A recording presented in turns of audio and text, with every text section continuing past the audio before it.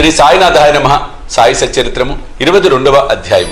ప్రస్తుతం ప్రస్తావన బాలాసాహెబ్ మిరికర్, బాబుసాహెబ్ బూటి, అమీర్ శక్కర్, తేలుపాము బాబా అభిప్రాయం. ప్రస్తావన: బాబాను ధ్యానించుటెట్లు భగవంతుని నైజము గాని, స్వరూపము గాని, అగాధములు, వేదములు గాని, 1000 నాలుకల గల ఆదిశేషుడు గాని వారిని పూర్తిగా వర్ణింపలేరు. భక్తులు భగవంతుని రూపమును చూచి కనుగొని తీరవలేను. ఎందుకనగా తమ ఆనందమునకు భగవంతుని పాదములే ముఖ్య మార్గమని వారికి తెలియను. జీవిత పరమార్థమును పొందుటకు గురుని పాదములనే ధ్యానించవలని కాని ఇంకొక మార్గము లేదని వారలకు తెలియను. హేమాడ్ పంత్ ఒక సులభమైన మార్గమును ఉపదేశ రూపకముగా చెప్పుచున్నాడు. అది ధ్యానమునకు, భక్తికి కూడా అనుకూలించును. నెలలో ఒక కృష్ణపక్షమున రాను రాను వెన్నెల క్రమంగా క్షీణించును. తుదకు అమావాస్య నాడు చంద్రుడు కానరాడు, వెన్నెల కూడా రాదు. శుక్లపక్షము ప్రారంభమవగానే ప్రజలు చంద్రుని చూచుటకు ఆతురత పడదరు. మొదటి దినము చంద్రుడు కానరాడు, రెండవ నాడది సరిగా కనిపించదు. అప్పుడు రెండు చెట్టు కొమ్మల మధ్య గుండా చూడమనిద్దరు. ఆతురతతో ధ్యానముతో ఆ సందు ద్వారా చూసినప్పుడు దూరముగా ఉన్న చంద్రుడి ఆకారం ఒక గీత వల్లే కనిపించును. వారప్పుడు సంతసించెదరు. ఈ సూత్రమును అనుసరించి బాబా తేజమును చూచెదము గాక. బాబా కూర్చున్న విధానమును చూడుడు, అది ఎంత సుందరముగా ఉన్నది. వారు కాళ్లను ఒకదానిపై ఇంకొకటి వేసి ఉన్నారు. ఎడమ చేతి వేళ్లు కుడిపాదముపై వేసి ఉన్నారు. కుడి బొటన వ్రేలుపై చూపుడు వ్రేలును మధ్య వేలును ఉన్నవి. ఈ కూర్చున్న విధమును బట్టి చూడగా బాబా మనకి దిగువ విషయం చెప్పుచున్నట్లు అనుకునవచ్చును. నా ప్రకాశమును చూడవలనంటే అహంకారమును విడిచి మిక్కిలి అనుకువతో చూపుడు వేలుకు మధ్య వేలుకు మధ్య ఉన్న బొటన వేలుపై దృష్టిని సారించినచో నా ప్రకాశమును చూడగలరు. ఇది భక్తికి సులభమైన మార్గం. ఒక క్షణము బాబా జీవితమును గమనించదము. బాబా నివాసము వలన సిరిడి ఒక యాత్రాస్థలమాయను. అన్ని మూలల నుండి ప్రజలచటకు గుమిగూడుచుండిరి. పేదవారు, గొప్పవారు కూడా అనేక విధములు మేలు పొందుచుండేవారు. బాబా యొక్క అనంత ప్రేమను, ఆశ్చర్యకరమైన సహజమైన వారి జ్ఞానమును, వారి సర్వాంతర్యామిత్వమును వర్ణించగలవారెవ్వరు. వీనిలో ఏదైనా ఒక దానిని గాని అన్నీయు గాని అనుభవించేవారు ధన్యులు. ఒక్కొక్కప్పుడు బాబా దీర్ఘ మౌనం పాటించేవారు. అది వారి యొక్క బ్రహ్మబోధము. ఇంకొకప్పుడు చైతన్య గనులుగా ఉండివారు. ఆనందమునకు అవతారముగా భక్తులచే పరివేష్టితులై ఉండేవారు. ఒక్కొక్కప్పుడు వారి నీతిని బోధించు కథలను చెప్పేవారు. ఇంకొకప్పుడు హాస్యము, తమాషా చేయుటలో మునిగేవారు. ఒక్కప్పుడు సూటిగా మాట్లాడువారు. ఇంకొకప్పుడు తమాషా చేయుటలో మునిగేవారు. ఒక్కొక్కప్పుడు సూటిగా మాట్లాడువారు. ఒక్కొక్కప్పుడు కోపోద్దిపుతుడా అని తోచువారు. ఒక్కొక్కప్పుడు తమ బోధలు క్లుప్తంగా చెప్పుచుండేవారు. ఒక్కొక్కప్పుడు దీర్ఘ వివాదములోకి దించేవారు. అనేక సార్లు ఉన్నతున్నట్లు మాట్లాడేవారు. ఈ ప్రకారం సందర్భానుసారములను బట్టి బోధనలు అనేక విధములుగా అనేక మందికి కలుగుచుండేది. వారి జీవితం అగోచరమైనది. అది మన మేధాశక్తికి, భాషకు అందుబాటులో ఉండేది కాదు. వారి ముఖార విందమును చూచుటేందు ఆసక్తి గాని, వారితో సంభాషించుటేందు గాని, వారి లీలలు వినుటేందు గాని తనివి తీరేది కాదు. అయినప్పటికీ సంతోషంతో ఉప్పొంగుచుండేది వారము. వర్ష బిందువులను లెక్కించగలము, తోలు సంచిలో గాలిని మోయగలము. కాని బాబా లీలలను లెక్కించలేము. వానిలో ఒక్కదానిని కూర్చి చెప్పెదము. భక్తుల ఆపదలను కనుగొని భక్తులను వారి బారి నుండి సకాలమున బాబా ఎట్లు తప్పించుచుండెనో ఇచ్చట చెప్పెదము. బాలాసాహెబ్ మిరికర్ సర్దార్ కాకాసాహెబ్ మిరికర్ కొడుకకు బాలాసాహెబ్ మిరికర్ కోపర్గాంకు మామల్దార్గా ఉండెను. అతను ఒకనాడు చితిలి గ్రామ పర్యటనకు పోవుచుండెను. మార్గ మధ్యమున బాబాను చూచుటకు సిరిడి వచ్చెను. మసీదుకు పోయి బాబాకు నమస్కరించెను. బాబా అతని యోగ క్షేమములను అడిగి జాగ్రత్తగా ఉండవలెనని హెచ్చరిక చేయుచు ఇట్లనెను: నీకు మన ద్వారకామాయి తెలియనా? బాలాసాహెబ్ నాకు ఆ ప్రశ్న బోధపడకపోవడుచే ఊరుకుండెను. నీవిప్పుడు కూర్చున్నదే ద్వారకామాయి. ఎవరైతే ఆమె ఒడిలో కూర్చున్నదరో వారిని ఆమె కష్టముల నుండి, ఆతురతల నుండి తప్పించును. ఈ మసీదు తల్లి చాలా దయార్ద్ర హృదయురాలు. ఆమె నిరాడంబర భక్తులకు తల్లి. వారిని ఆపదల నుండి తప్పించును. ఆమె ఒడిని ఆశ్రయించిన వారి కష్టములన్నీ సమసిపోవును. ఎవరామె నీడ ఆశ్రయించెదరో వారికి ఆనందము కలుగును అనెను. పిమ్మట బాలాసాహెబ్కు ఊది ప్రసాదం ఇచ్చి వాని శిరస్సుపై చేయి వేసెను. బాలాసాహెబ్ పోచుండగా, బాబా నీకా పొడువాటి వ్యక్తి తెలియనా? అదే సర్పము అనెను. బాబా ఎడమ చేతిని మూసి దానిని కుడి చేతి వద్దకు తెచ్చి పాము పడగవలే నుంచి, అతడు మిక్కిలి భయంకరమైన వాడు, కాని ద్వారకామాయి బిడ్డలను అతడేమి చెయ్యగలడు? ద్వారకామాయి కాపాడుచుండగా పాము ఏమీ చెయ్యలేదులే అనెను. అక్కడున్న వారందరూ దీని భావం తెలుసుకున్నటకు, దానికి మిరికరకు గల సంబంధం తెలుసుకున్నటకు కుతూహలపడుచుండిరి. కాని బాబా ఈ విషయం అడుగుటకు ధైర్యం లేకుండెను.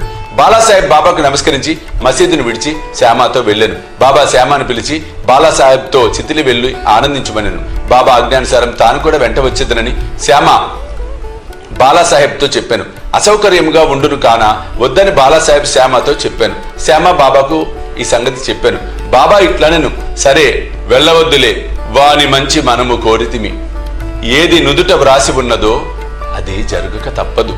ఈ లోపల బాలాసాహెబ్ తిరిగి ఆలోచించి శ్యామను తన వెంట రమ్మనెను. శ్యామ బాబా వద్దకేగి సెలవు పుచ్చుకొని బాలాసాహెబ్తో టాంగాలో బయలుదేరాడు. వారు రాత్రి 9 గంటలకు చితలి చేరిరి. ఆంజనేయ ఆలయంలో బస్ చేసిరి. కచేరీలో పనివారెవరూ రాలేదు. కావున నెమ్మదిగా ఒక మూల కూర్చొని మాట్లాడుకొని చుండిరి. చాపపైన కూర్చొని బాలాసాహెబ్ వార్తాపత్రిక చదువుచుండెను. అతడు ధరించిన అంగవస్త్రంపై ఒక సర్పం ఉండెను. దానిని ఎవరూ చూడలేదు. అది బుసకొట్టుచు కదులుచుండెను. ఆ ధ్వని నౌకరు వినెను. అతడు ఒక లాంతరు తెచ్చి సర్పమును చూచి పాము పాము అని అరిచెను. బాలాసాహెబ్ భయపడెను, వణుకుట ప్రారంభించెను. శ్యామ కూడా ఆశ్చర్యపడెను. అందరూ మెల్లగా కట్టెలను తీసిరి. బాలాసాహెబ్ నడుము నుండి పాము దిగుట ప్రారంభించెను. దానిని కొట్టి చంపివేసిరి. ఈ ప్రకారంగా బాబా ముందుగా హెచ్చరించి బాలాసాహెబ్ను హాని నుండి తప్పించిరి. బాబా యందు బాలాసాహెబ్ గల ప్రేమ దృఢమయ్యను. బాబుసాహెబ్ బూటి నానా డేంగలే అను గొప్ప జ్యోతిష్కుడు బాబుసాహెబ్ బూటి షిరిడిలో ఉండినప్పుడు ఒకనాడు ఇట్లనెను, ఈ దినము నీకు అశుభము, నీకు ఈ దినము ప్రాణగండమున్నది. ఇది బాబుసాహెబ్ను ఆందోళనకు గురిచేసెను. ఆయన యథాప్రకారము మసీదుకు పోగా బాబుసాహెబ్తో ఇట్లనెను, ఈ నానా ఏమనుచున్నాడు? నీకు మరణమున్నదని చెప్పుచున్నాడు కదా, సరే నీవేమీ భయపడనక్కరలేదు, మృత్యువు ఎట్లు చంపునో చూసిదముగాక అని వారికి ధైర్యంతో మృత్యువు ఎట్లు చంపునో చూసెదముగాక అని వానికి ధైర్యముతో జవాబివ్వుము. ఆనాడు సాయంకాలం బాబుసాహెబ్ బూటి మరుగుదొడ్డికి పోయాను. అక్కడ ఒక పాము చూశాను. అతని నౌకరు దానిని చూశాను. ఒక రాయి ఎత్తి కొట్టబోయాను. బాబుసాహెబ్ పెద్ద కర్రను తీసుకొని రమ్మనెను. నౌకరు కర్రను తెచ్చునంతలో పాము కదిలిపోయాను, అదృశ్యమయ్యాను. ధైర్యంతో ఉండమని ఆడిన బాబా పలుకులు బాబుసాహెబ్ జ్ఞప్తికి తెచ్చుకొని సంతసించాను. అమీర్ శక్కర్ కోపర్గాం తాలూకాలో కొరాలే గ్రామ నివాసి అమీర్ శక్కర్. అతడు కసాయి కులమునకు చెందినవాడు. అతడు బాంద్రాలో కమిషన్ వ్యాపారిగా పనిచేశాను. అతనికి మంచి పలుకుబడి కలదు. అతడు కీళ్లవాతంతో బాధపడుచుండుచే భగవంతుని జ్ఞప్తికి తెచ్చుకొని వ్యాపారమును విడిచిపెట్టి షిరిడి చేరి బాధ నుండి తప్పింపమని బాబాను వేడెను. చావడిలో కూర్చోమని బాబా ఆజ్ఞాపించెను. అటువంటి రోగికి ఆ స్థలము సరైనది కాదు. అది ఎల్లప్పుడూ తేమగా ఉండును. గ్రామంలో ఇంకేదైనా స్థలము బాగుండేది. కానీ బాబా పలుకులే తగిన ఔషధం, నిర్ణయ సూత్రం.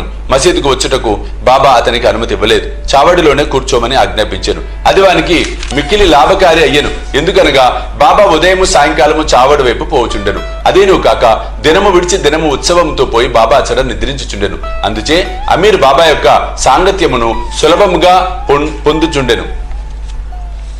పూర్తిగా 9 మాసములు అమీర్ శక్కర్ అక్కడ ఉండెను. కొంతకాలం తర్వాత అతనికి ఆ స్థలంపై విసుగు కలిగాను. ఒకనాడు రాత్రి ఎవరికి చెప్పకుండా కోపర్గాం పారిపోయాను. అచ్చటొక ధర్మశాలలో దిగాను. అచ్చటొక ఆ ఫకీరు చచ్చుటకు సిద్ధముగా ఉండెను. ఆ ఫకీరు నీళ్లు కావాలనగా అమీర్ పోయి నీరు తెచ్చి ఇచ్చాను. ఆ నీరు తాగి ఫకీర్ చనిపోయాను. అమీర్ చిక్కులో పడెను. అతడు పోలీసు వారికి తెలియపరిచినచో మొట్టమొదటి సమాచారం తెచ్చినవాడు అగుడిచే తనకు ఆ ఫకీర్ విషయం ఏమైనా తెలిసి ఉండునని పట్టుకొనిదరు. ఆ చావుకు కూడా తాను కారణభూతుడై ఉండవచ్చని అనుమానించెదరు.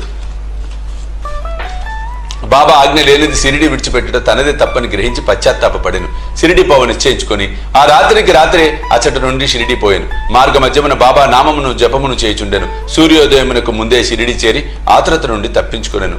బాబా ఆజ్ఞానుసారము చావడిలోనే ఉండి రోగ విముక్తుడైను. ఒకనాడు మధ్యరాత్రి బాబా, ఓ అబ్దుల్, నా పరుపు వైపు ఏదో దుష్ట ప్రాణి వచ్చుచున్నదిరా అని అరిచెను. లాంతరు తీసుకొని అబ్దుల్ వచ్చి బాబా పరుపు వైపు చూశాను. కానీ ఏమీ కనిపించలేదు. జాగ్రత్తగా చూడమని బాబా చెప్పుతూ నేలపై సటకాతో కొట్టుచుండెను.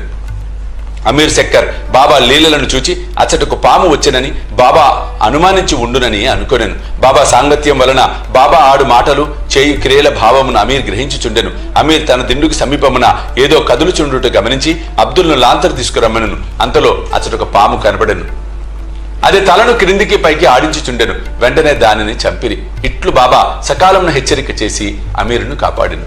తేలు పాము తేలు బాబా ఆజ్ఞచే కాకాసాహెబ్ దీక్షిత్ నిత్యము ఏకనాథ మహారాజు రచించిన భాగవతమును భావార్థ రామాయణమును పారాయణం చేయుచుండెను. ఒకనాడు పురాణ కాలక్షేపం జరుగుచుండగా హేమాడ్ పంత్ కూడా శ్రోత అయ్యెను. రామాయణంలో ఆంజనేయుడు తన తల్లి ఆజ్ఞానుసారము రాముని మహిమను పరీక్షించు భాగం చదువునప్పుడు వినువారందరూ మైమరిచి ఉండిరి. అందులో హేమాడ్ పంత్ ఒకడు. ఇంతలో ఒక పెద్ద తేలు హేమాడ్ పంత్ భుజంపై బడి వాని ఉత్తరీయముపై కూర్చుండెను. మొదట దానినెవరూ గమనించలేదు. ఎవరు పురాణములు శ్రవణము చేసేదరో వారిని భగవంతుడు రక్షించును.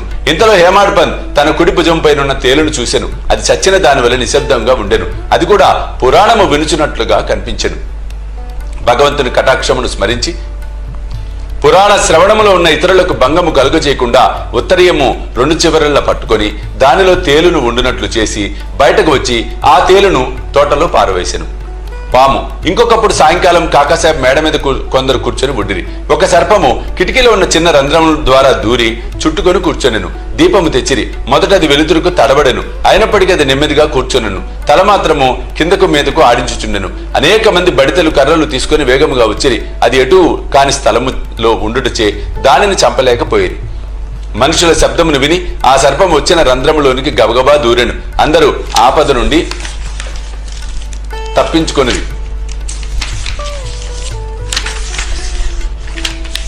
బాబా అభిప్రాయం. ముక్తారాం అను ఒక భక్తుడు పాము తప్పించుకుని పోడ్చే మంచియే జరిగినది అనెను. హేమాడ్ పంత్ అందులోకి ఒప్పుకొనలేదు. అది సరైన ఆలోచన కాదనెను. పాములను చంపుటే మంచిదనెను. ఇద్దరికి గొప్ప వాదన జరిగెను. ముక్తారాం సర్పములు మొదలగు క్రూర జంతువులను చంపన అవసరం లేదు అనెను. హేమాడ్ పంత్ వారిని తప్పక చంపవలెను అనెను. రాత్రి సమీపించెను. చర్చ మాత్రం సమాప్తి కాలేదు. ఆ మరుసటి దినం ఆ ప్రశ్నను బాబాని అడిగిరి. బాబా ఇట్లు జవాబిచ్చెను. భగవంతుడు సకల జీవుల యందు నివసించి ఉన్నాడు. అవి సర్పములు కాని తేళ్లు కానిండు. ఈ ప్రపంచమును నడిపించు సూత్రధారి భగవంతుడే. సకల జంతు కోటి పాములు తేళ్లతో సహా సకల ప్రాణులు భగవదాజ్ఞను శిరసావహించును. వారి ఆజ్ఞ అయిన కాని ఎవరిని ఏమీ చెయ్యలేరు. ప్రపంచమంతయు వానిపై ఆధారపడి ఉన్నది. ఎవరును స్వతంత్రులు కారు. కాబట్టి మనము కనికరించి అన్ని జీవులను ప్రేమించవలెను. అనవసరమైన కలహములందు చంపుటయందు పాల్గొనక ఓపికతో ఉండవలెను. అందరినీ రక్షించువాడు దైవమే, అల్లా మాలిక్. 22వ అధ్యాయం సంపూర్ణం. సద్గురు శ్రీ సాయినాథ్ అర్పణమస్తు. శుభం భవతు.